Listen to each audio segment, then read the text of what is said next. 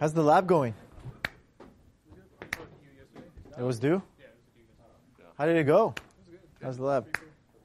Everybody were able to hear some French? Barely. Or Indian? Punjabi? Yeah.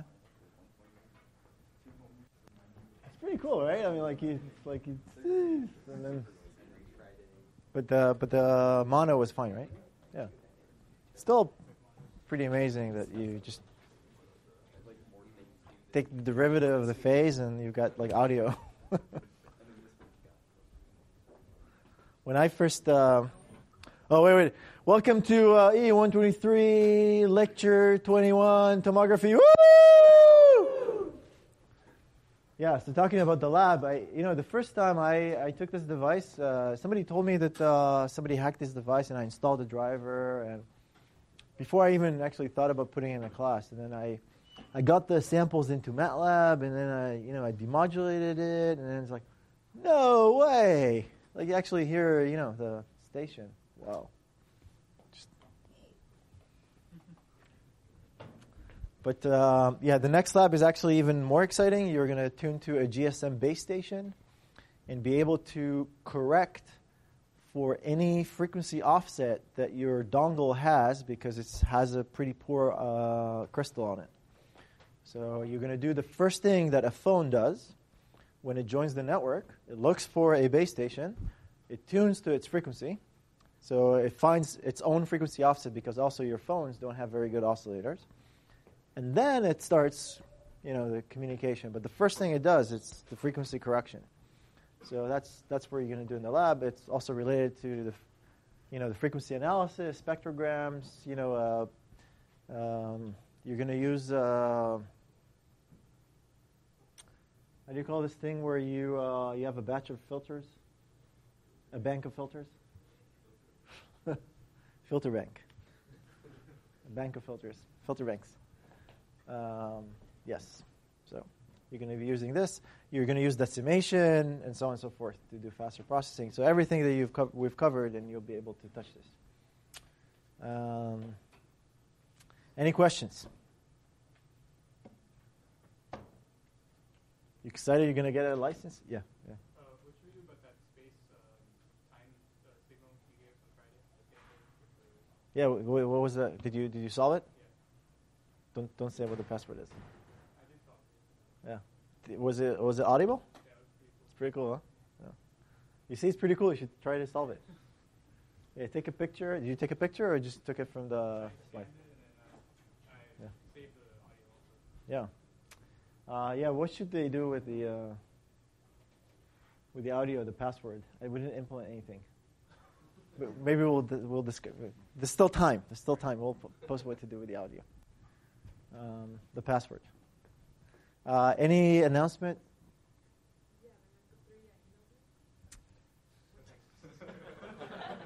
So I have to apologize. This is visit day, like visit weekend of the new admits. And so, yes, between that and teaching and other emails, I'm really apologize. Yeah. Homework 7 is now due on Sunday, March 22nd at 11. But wait a second.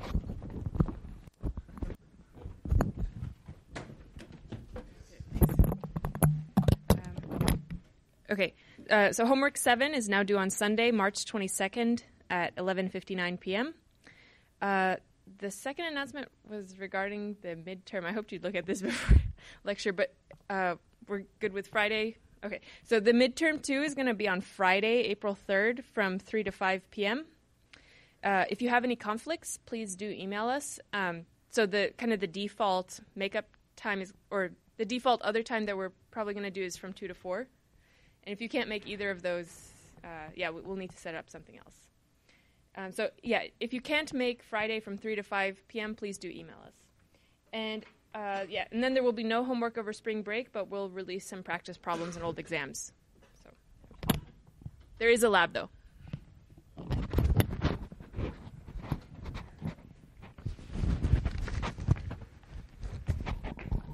Okay. Any questions? No?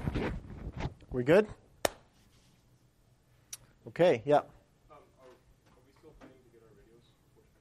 If you get the call signs, we'll try to give the radios by Friday. If you don't, then we'll give them after spring break. Okay, great. Tomography. This is one of the, I decided to add this topic to the class because I think, as people that do signal processing, this is one of the most useful tools that are actually used in today's practice because it leads for CT scans, computerized tomography scans, or the ability to shine X-ray through you, but then be able to reconstruct slices. And this is insane, right? Like when you shine something through something, you look at a shadow, right? What X-ray is really. When you get an X-ray, you kind of see your shadow. But the ability to use that with multiple angles and a computer to do signal processing and recover the slices themselves, this has changed diagnostic medicine and led to a Nobel Prize, but Nobel Prize is just an indication of really how important that advancement is.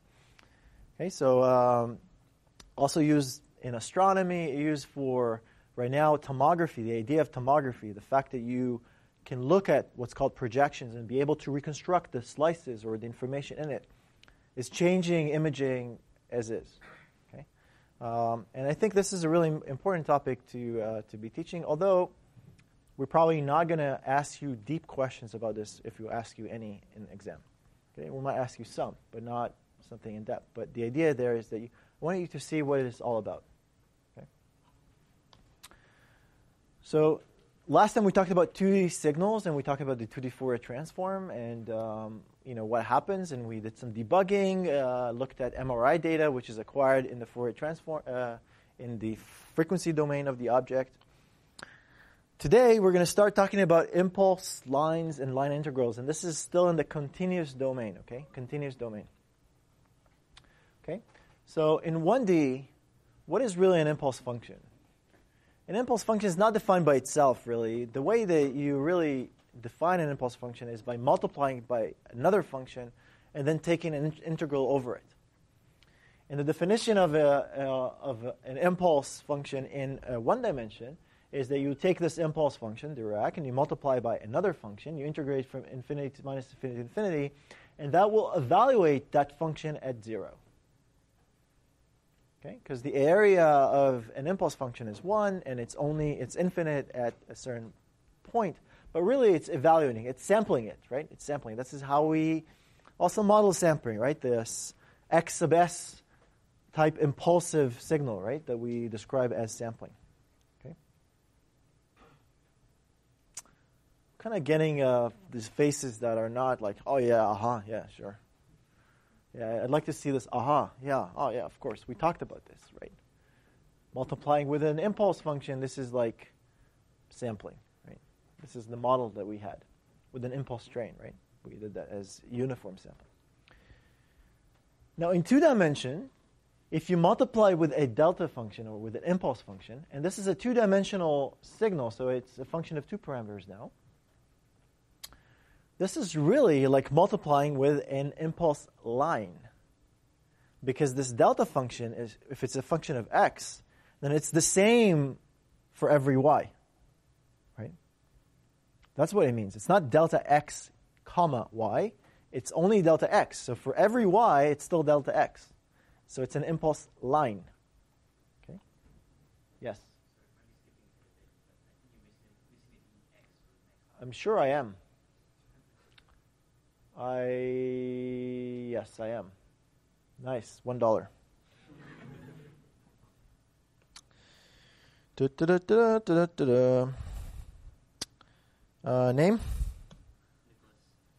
Name? With a K or a C? Last name? G-A-N. $1. You're laughing, but people did get their money. Check with your friends. Last semester, they all got money. Oh. So we don't repeat this mistake next year. What? I did, right? I did. But it was exhausted quite a bit for last time. But this is a new slide. So you have a lot of new slides today, so opportunity to make some profit here. Okay, needs to be some dx here, for a reminder. Okay, so this, when I integrate, really what it does, it transforms this two-dimensional function into a one-dimensional function that evaluates the function at x equals 0, but now it's only a function of y. So it's transformed from a two-dimensional function, if I integrate over x, into a one-dimensional function that is evaluating basically a cross-section through this two-dimensional function, right? It's a cross-section. Okay, I'll show you a picture in a second. But this is a cross-section that is a cross-section that goes exactly on the y-axis. Okay? So at x equals 0. Now, if I integrate over y as well, remember there's a dx here. If I integrate over y, then it's like integrating this cross-section, right, and computing its area. So it's a line integral. Integral, it's the area underneath that cross-section. Okay? So I started with an impulse function, impulse line, and now it's a line integral over this cross-section. And let's look at an example. So if I have this two-dimensional function, which is 1 where the diamond is, and then it's 0 anywhere else. Okay, so this minus 5.5 to 5, and here is 2 to minus 2. Okay, so it's 0 everywhere else except it's 1 over here. So what is a cross-section? So what am I doing, really? I'm multiplying with a delta line. An impulse line is a line that, an impulse function that is multiplied here. So it will evaluate the function in its cross-section. Okay? So when I look at the integral over this, basically multiplying with delta line, and now I'm going to get a cross-section, which is this function over here, which in this case, because it goes from minus 5 to 0.5 to 5, and it's 1, it's really like a rect. Right? The cross-section is a rect function, by definition. Okay? Because it exactly, just for my convenience, it went from minus 0.5 to 5, and this is exactly what a rect function is. And so this is really the cross-section at x equals 0. Okay? Yeah? Yeah? I want to see some positive feedback. Okay. Cross-section? Okay. Great. Positive feedback. Now, if I want to do the line integral, I'm going to integrate over this. Check this out. I integrate it with a delta y, with a dy. And I integrate over, basically, I'm integrating over this function, which gives me an area of 1. Right? So a line integral across this will give me an area of 1. But really, this is how much energy I have, or, well, how much area I have to this function. It's not energy. How much area under this line. This is what a line integral means. Okay, I take a line and I integrate over the value of the functions along that line. And it's defined in this particular way. You multiply by a delta, and then you integrate twice. Now, if I'm going to do it here, so now it's at multiplying by delta x minus 1. Okay. So f of x and y multiplied by delta, shifted delta. So now the delta is shifted by 1. So now this is this line. Actually, the delta is over the entire thing, but the function is 0 anywhere else, so it doesn't really matter. So now the cross-section is really rect of 2y. Okay, so it's a little bit compressed. Thank you. It's a little bit compressed, right? It's compressed by a factor of 2. Okay, so this is what I get. And if I take a line integral over this, I would get 0.5. And I might have made a mistake. So, like, I don't know. But it seems like it's right. So how do you get a diamond shape to start with? Or you just It's just this is the function I'm going to evaluate these line integrals on. Okay? Pick your favorite function. But this was easy to evaluate on. Right? Okay? So these are line integrals, okay? All right, let's move on. So the question is like, what about line integrals with a general shift. So delta x minus u. Okay, so now not just 0 or 1 or something. What about if I have a variable u? What do I get after I do this double integral? I have a function of u now, right? So if you think of this, if u would be equal 0, then I would get 1. If u would equal 1, I will get half, right? But you also have values in between, right? So this is what's called a projection. Because if you think about it, it's like shining light from the side and, seeing, well, light would attenuate, but let's say it would accumulate, right? It would be the inverse, right? And it's seeing like how much area is underneath this function, right? This is a projection, okay? So what I call P of u is really this line integrals with a variable u. Okay, now it's continuous. Okay, so before when I showed you this one line in the middle, that was for u equals 0. And when I showed you this line over here, that was for u equal 1. Okay, but now we have the whole function. And for u, arbitrary, like just as a function of u, I get kind of a triangle. Okay, because that's the area under these projections. So I look at kind of projections. I'm shining light, and I see how much is increased, or inversely attenuated. Okay, so the area under this. So this is what we're going to define as projection. Okay, now you can project. This is a projection from this angle, but it can also project from another angle, right? So how do I write that? There needs to be some.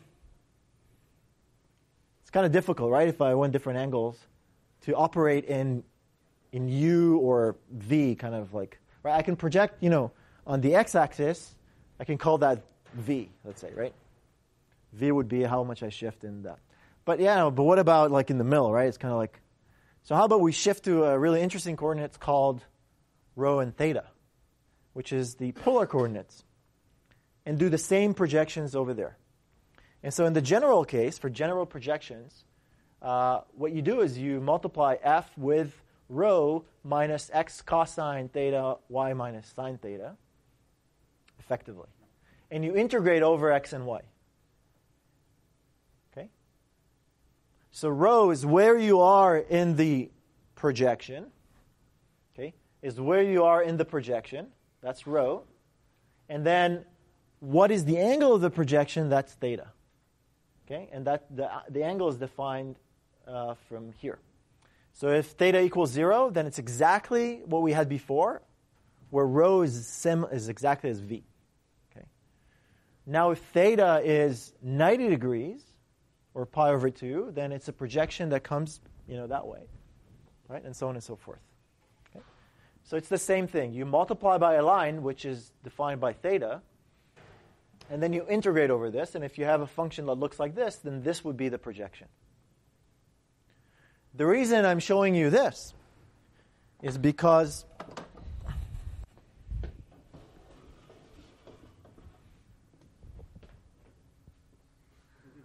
right? If I have an X-ray source shining on my chest,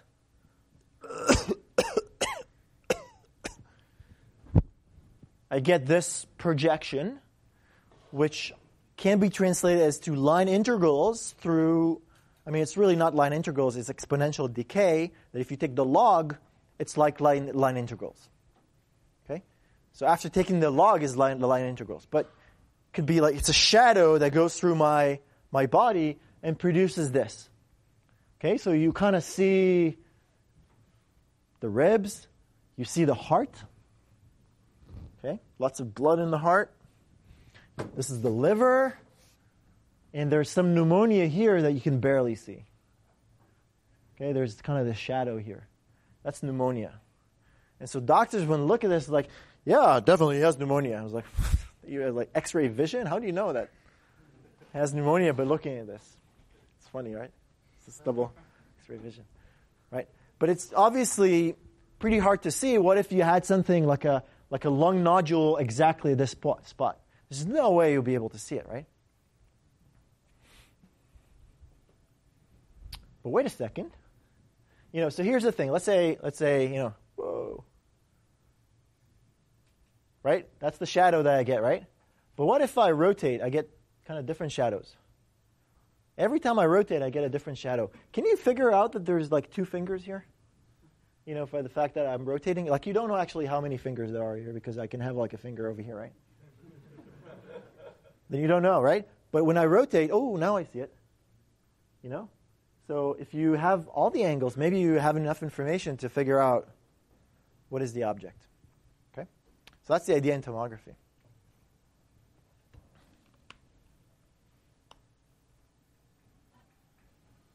And this is basically what it is.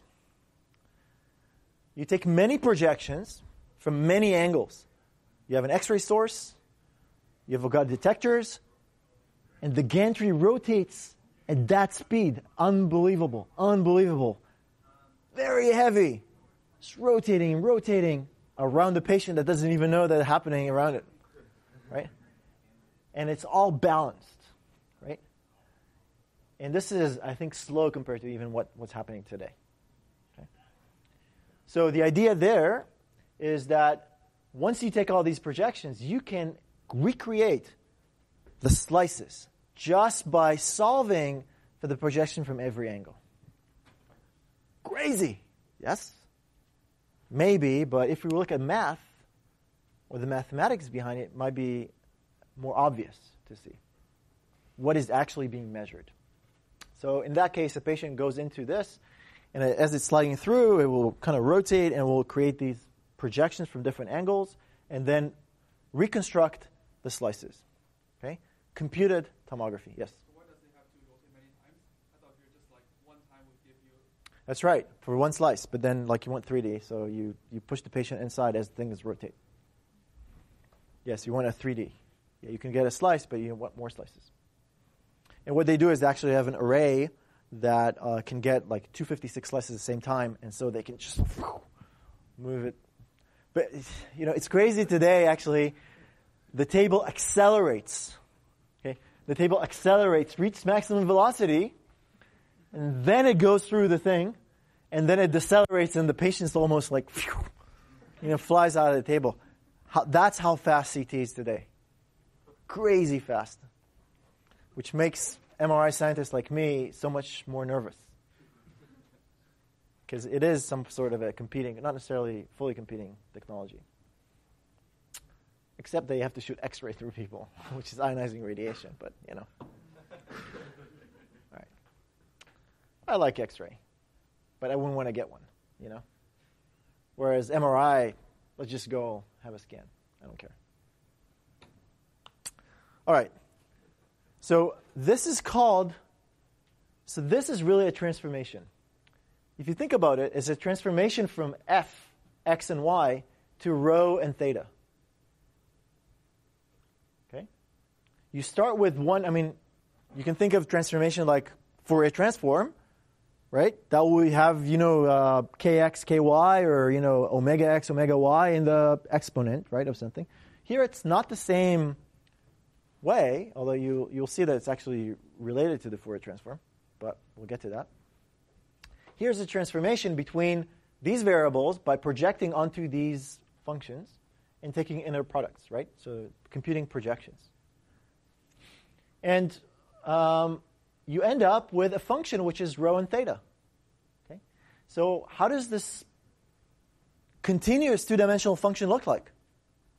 Right? It's a continuous two-dimensional function. Right?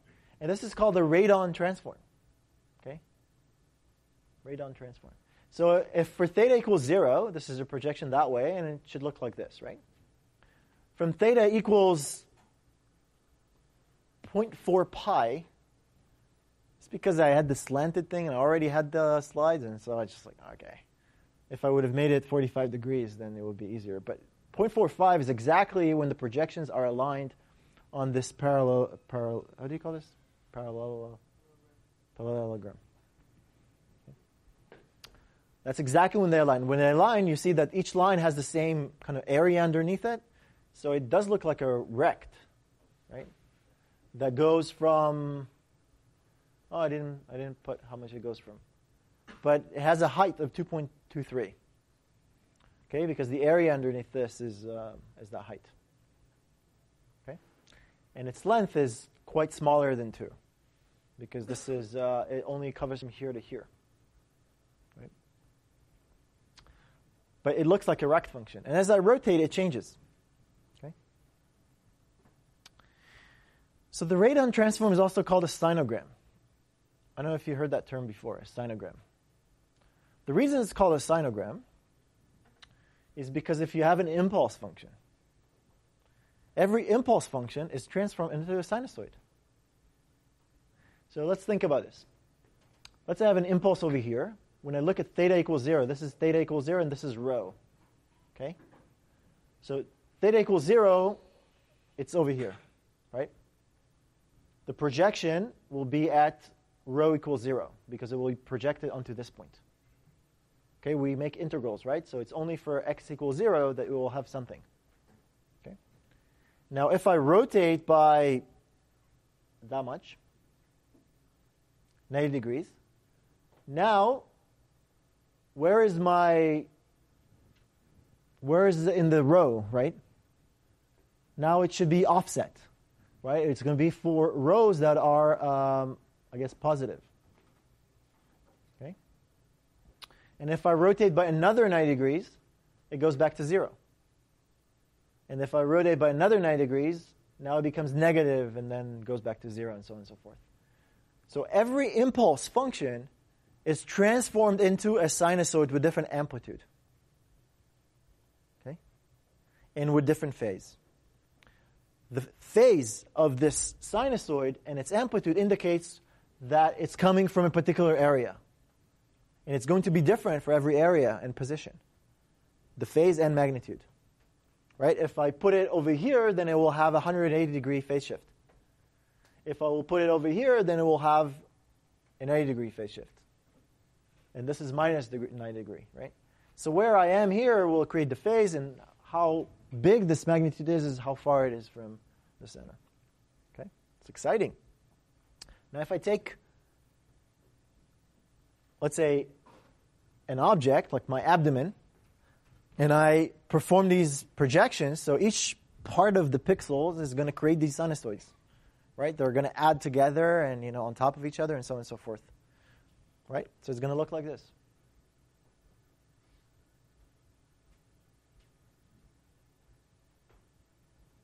Okay? And this is called a sinogram. Okay? This is basically a map of 1D projections of this two-dimensional object. So this is theta and this is rho. I mapped x and y into theta and rho. Not by changing coordinates, but making projections at different angles. And what I like to do is after I made this projections, I like to do what's called a filter back projection. And to be able to get from that to go back to here. Why? Because this I can measure without cutting anybody. Right? I can actually measure this. And if I am able to go from here and invert this and do that, then I can actually reconstruct this object. And that's the beauty about tomography, is that by making these type of observation, you can get these observations. Okay? Exciting. Right? It's changed our lives. How many of you got a CT scan, CAT scan? How many of you got an MRI? How many of you got optical coherence tomography scan? I didn't. Anyway, but definitely a few people here got some sort of a tomography. Okay, so theorem. Projection slice theorem by Bresswell says the following. And this is crazy, as well as I was like, oh, wow, really? That leads to a Nobel Prize? Bracewell did not get the Nobel Prize, but people who used this theorem got Nobel Prize. Bracewell used that in astronomy.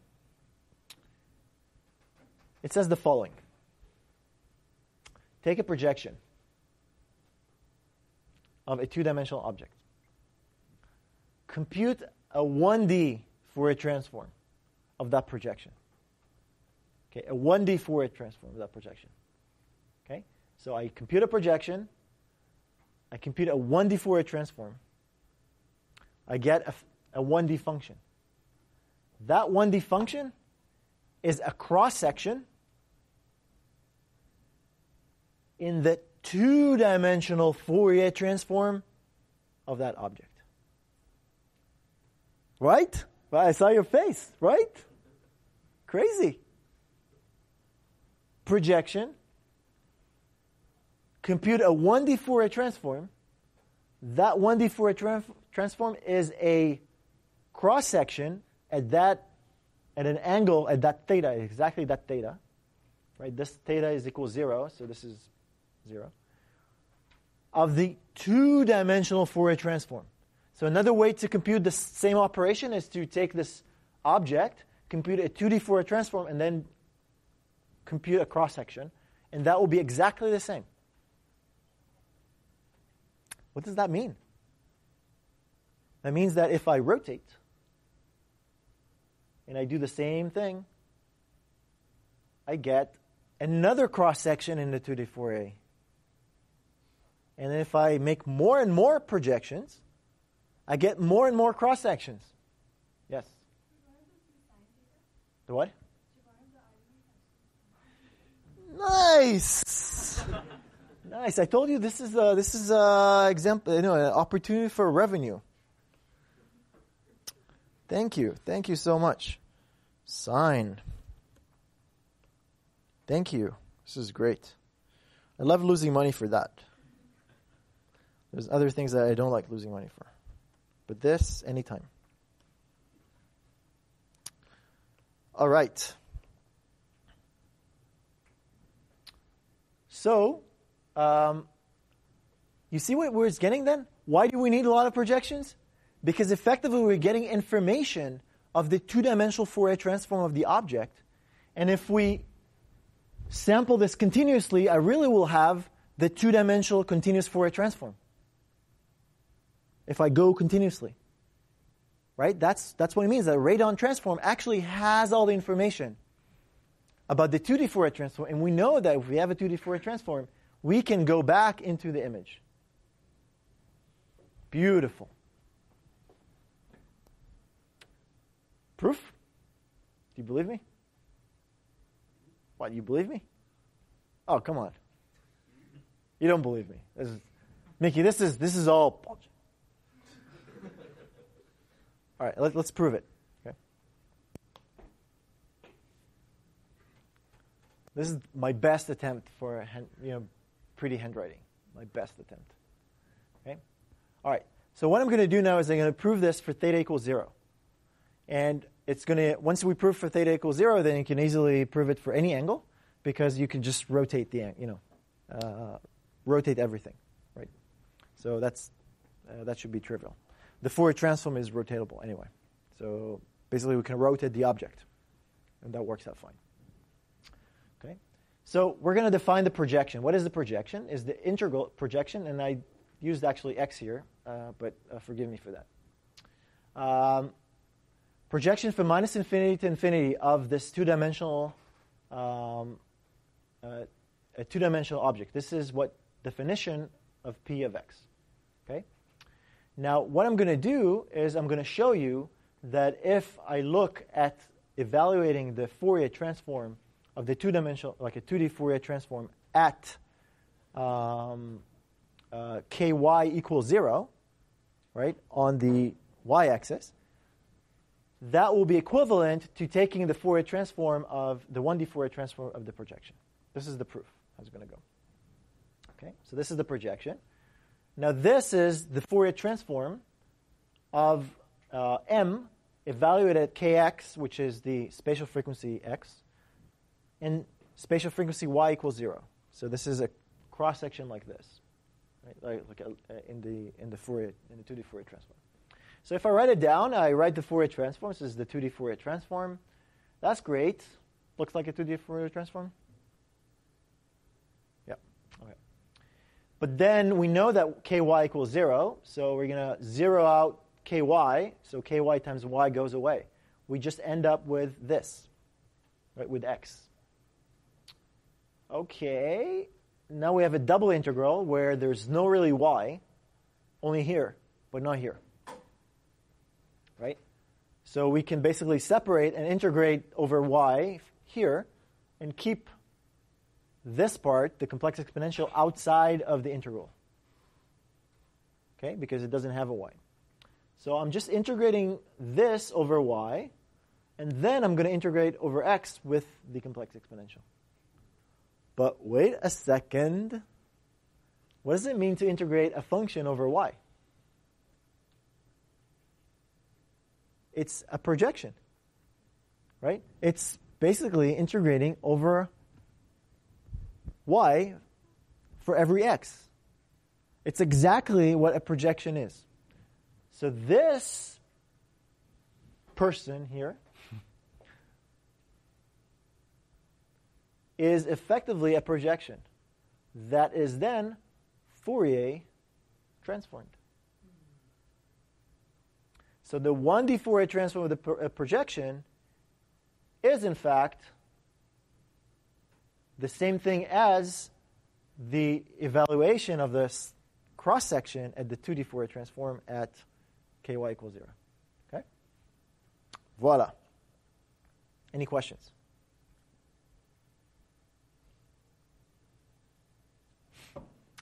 All right, so how do we reconstruct? You got all these projections. What do you do? I mean, we need to do, unless you kind of have a magical analog device that can do that for you, you have to do something, I guess, discretely, right? Or like you have to compute something. It's computed tomography, right? Computed tomography. So we'll need to discretize. Okay? So we'll actually discretize in two stages. We'll first discretize rho while keeping theta continuous. Does this make sense? Actually, almost. If you think about this, I'll have an array of detectors that is discrete, right? So when I compute a projection, I have to really sample this, right? Because each one of these detectors are discrete. But then I can move it at arbitrary fine angles. So I can really sample at all thetas, right, continuously. Okay. So let's do that. Ready? It's cool. It's good stuff. Good stuff. So partly discrete reconstruction, or partially would be the more appropriate, right? So let's assume continuous angle theta in discrete rho. Okay. So now we compute line integrals, but over a discrete rho. So we're sampling rho. So we get the evaluation of the projection at discrete samples. Okay. Can you do anti-aliasing?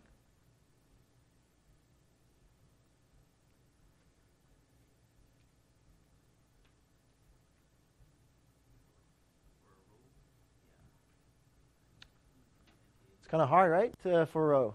Like where do I mean, there's no time here, right? Everything is acquired at the same time.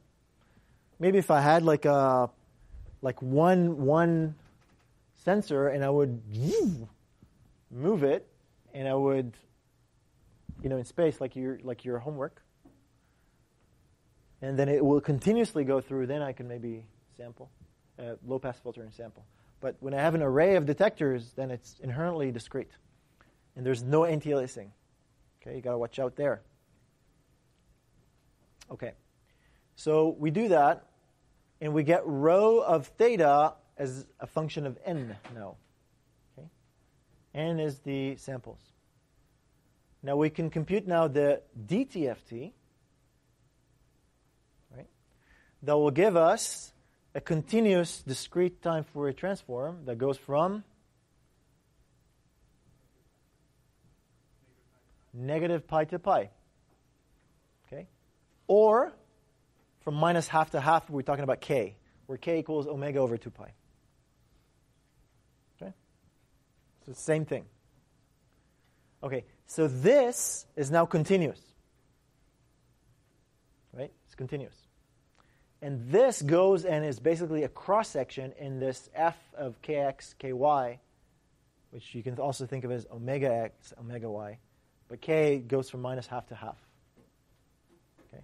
As opposed to omega, which goes from minus pi to pi.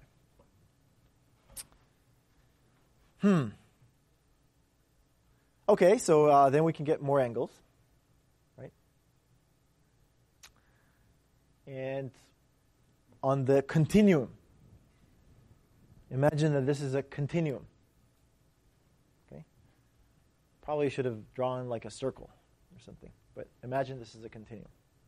Okay, so then we have all this f of kx, ky in polar coordinates. If you think about this, now we have the evaluation of this function in polar coordinates. In order to reconstruct, we need to shift to Cartesian coordinates, right, and compute the inverse dtft in order to reconstruct.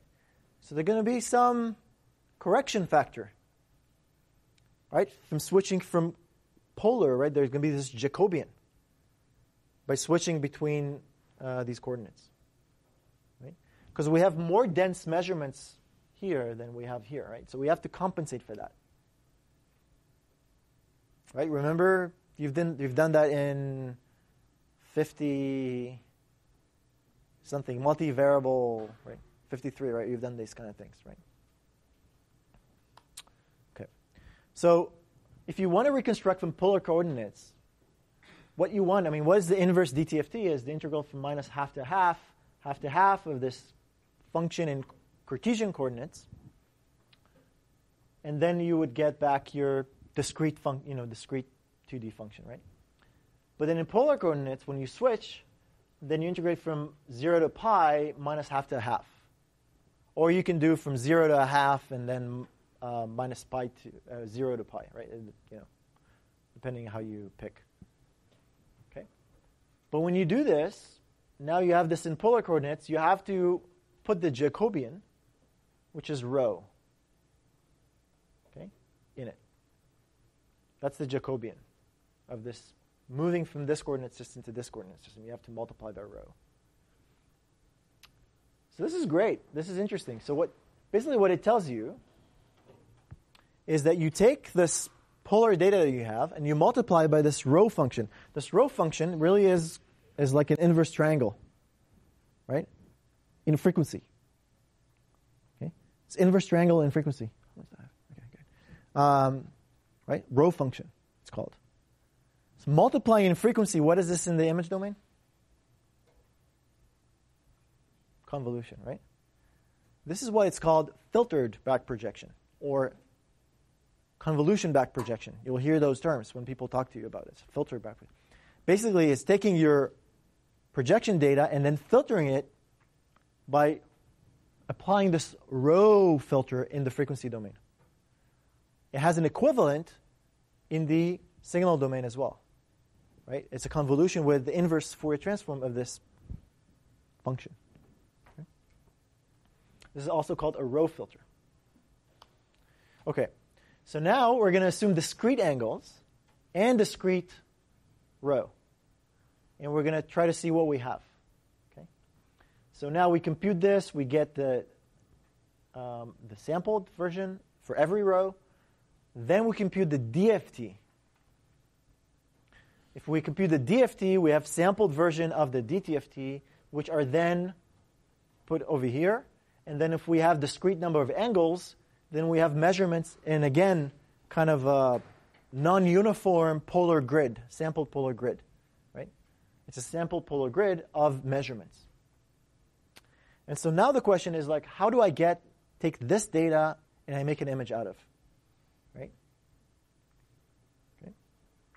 So here is when it's going to go fast, and if you don't get it, you can look at the slides again. But I have really 5 minutes, which I really want to go through and show you the examples. And I think it will be okay, but please just go over it. So we're going to replace integrals with sums, and we're going to sum over the radius and angles. Okay? So all the, basically that's what we're going to do. Okay. So this is the sum. So for a particular angle, we're going to sum over all the radiuses, or all the radius elements, right? Over rho, whatever rho is. Okay. So this is what we have. It's discretized. And we have L over N, which is really the rho. Multiplying by L over N is really the rho multiplication, right, in the frequency domain. And I'm going to define that. And so then I need to sum over all thetas, right? So I call this filtered back projection because this is filtered by this rho. Okay? And it is a function of nx and ny. Right? It's a 2D thing. So you take something that was 1D and now it becomes 2D. So I call it a back projection because projection is taking something that's 2D, making it 1D. Now it's 1D, makes it 2D. Okay? And then I'm going to sum over all these filtered back projection to get back my F. Okay? So you can look at the math, but let me show you some pictures so maybe you get a little bit better. Then you can look at the math again. This is a 2D object. If I make projections, this is a projection in this direction, will give me this. A projection in this direction will give me, this and this.